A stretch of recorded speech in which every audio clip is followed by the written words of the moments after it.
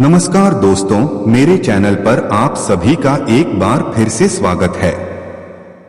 दोस्तों, आज हम सीता माता के 10 रहस्य के बारे में जानेंगे जिन्हें महिलाओं को जानना बहुत जरूरी है।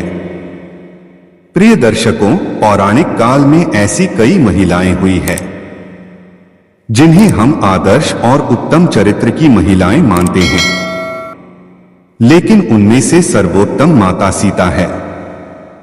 जैसे श्री राम को पुरुषों में उत्तम पुरुषोत्तम कहा गया है, उसी तरह माता सीता भी महिलाओं में सबसे उत्तम है। इसके कई कारण हैं। चलिए जानते हैं सीता माता 10 रहस्य के बारे में। धर्मशास्त्रों में ऐसी ही अनेक गृहस्थ और पतिव्रता स्त्रियों के बारे में लिखा गया है, जो आज भी हर नारी के लिए आदर्श और प्रेरणा है। अनेक लोग माता सीता के जीवन को संघर्ष से भरा भी मानते हैं, लेकिन असल में उनके जीवन में हर स्त्री के लिए जीवन के अनमोल सूत्र छुपे हैं। नंबर 1, देवी सीता मिथिला के राजा जनक की ज्येष्ठ पुत्री थी, इसलिए उन्हें जानकी भी कहा जाता है। वाल्मीकि रामायण के अनुसार एक बार मिथिला में पड़े भयंकर सूखे से राजा जनक बेहद परेशान हो गए थे।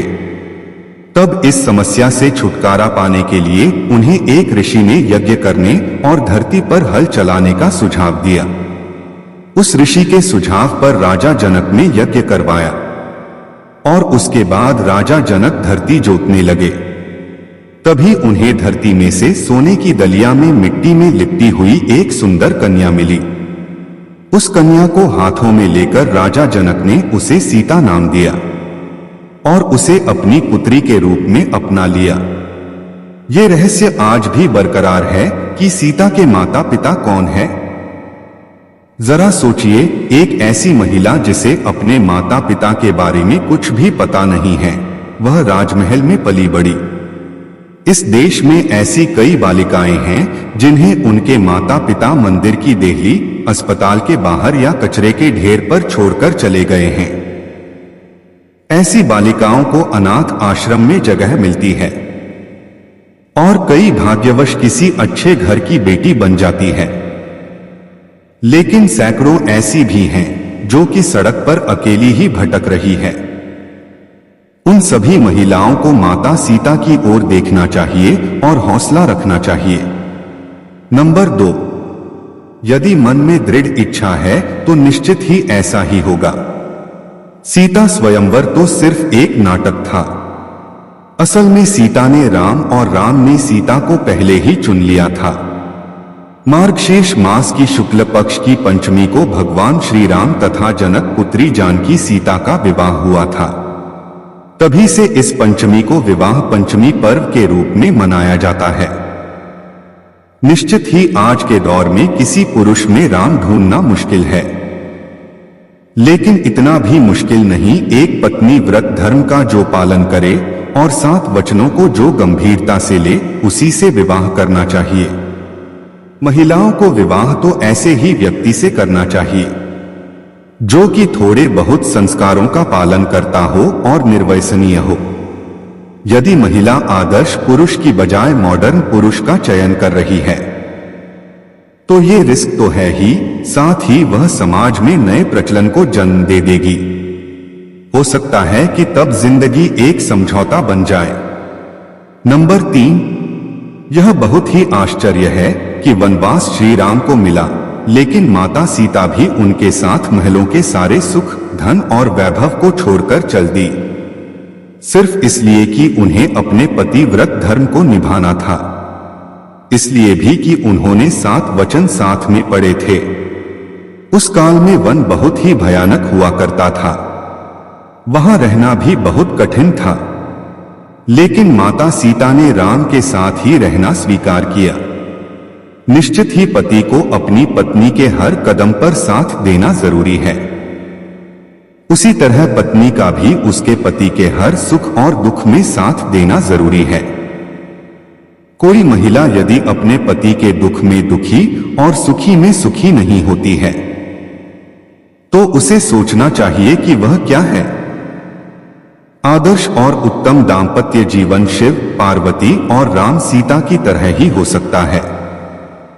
नंबर 4, माता सीता सिर्फ गृहिणी ही नहीं थी, बल्कि वे प्रभु श्री राम के हर कार्य में हाथ बटाती थी। इस तरह वे एक कामकाजी महिला भी थी। श्री राम जहां रुकते थे वहां वे 3 लोगों के रहने के लिए एक कुटिया बनाते, जलाने की लकड़ियां इकट्ठी करते और खाने के लिए कंदमूल तोड़ते थे। उक्त सभी कार्यों में लक्ष्मण सहित माता सीता उनका साथ देती थी। नंबर 5, माता सीता का जब रावण ने अपहरण कर लिया और उन्हें अशोक वाटिका में रखा, तब उस कठिन परिस्थिति में भी उन्होंने सहनशीलता, साहस और धर्म का पालन किया। इस दौरान रावण ने उन्हें साम, दाम, दंड और भेद तरह की नीति से अपनी ओर झुकाने का प्रयास किया, लेकिन माता सीता नहीं झुकी, क्योंकि उनको रावण की ताकत और वैभव के आगे अपने पति श्री राम और उनकी शक्ति के प्रति पूरा विश्वास था। रावण ने अपहरण करके 2 वर्ष तक माता सीता को अपनी कैद में रखा था। इस कैद में माता सीता एक वाटिका की गुफा में राक्षसनियों के पहरे में रहती थी। नंबर 6, जब हनुमान लंका में अशोक वाटिका पहुंचे तो भगवान श्री राम की अनगुंठी जो साथ लाए थे उसे सीता को दे दिया। सीता माता बहुत खुश हुई। उन्होंने अपने कष्ट को व्यक्त किया और आशंका और निराशा भी जताई कि राम को आने में इतना विलंब कैसे हो गया। नाथ कहीं मुझे भूल तो नहीं गए। सीता के मन की ऐसी स्थिति जानकर हनुमान ने कहा कि राम को आने में थोड़ा विलंब हो रहा है। माता, यदि आपको लग रहा है कि वे समुद्र पार कर पाएंगे या नहीं, तो मैं आज ही आपको लेकर राम जी के पास लेकर चलता हूं।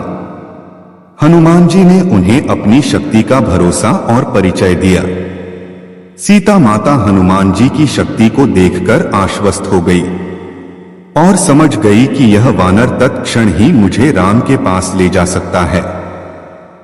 इसके बाद भी सीता जी ने कहा कि राम के प्रति मेरा जो समर्पण, संपूर्ण त्याग और मेरा पतिव्रता का धर्म है, उसको ध्यान में रखकर मैं राम के अतिरिक्त किसी अन्य का स्पर्श नहीं कर सकती।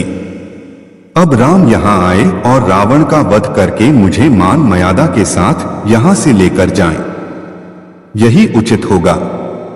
नंबर 7, माना जाता है कि रण क्षेत्र में वानर सेना तथा राम लक्ष्मण में भय और निराशा फैलाने के लिए रावण के पुत्र मेघनाथ ने अपनी शक्ति से एक मायावी सीता की रचना की, जो सीता की भांति ही नजर आ रही थी।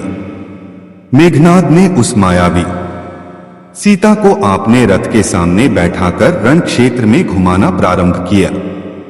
वानरों ने उसे सीता समझकर प्रहार नहीं किया। बाद में मेघनाथ ने मायावी सीता के बालों को पकड़कर खींचा तथा सभी के सामने उसने उसके 2 टुकड़े कर दिए। यह दृश्य देखकर वानर सेना में निराशा फैल गई। सभी सोचने लगे कि जिस सीता के लिए युद्ध कर रहे हैं वे तो मारी गई हैं, अब युद्ध करने का क्या फायदा। राम ने सीता की मृत्यु का समाचार सुना तो वे भी अचेत हो गए। तो दोस्तों, आज के वीडियो में इतना ही। अगले वीडियो में मिलते हैं। अपना ख्याल रखिएगा। वीडियो को अंत तक देखने के लिए धन्यवाद।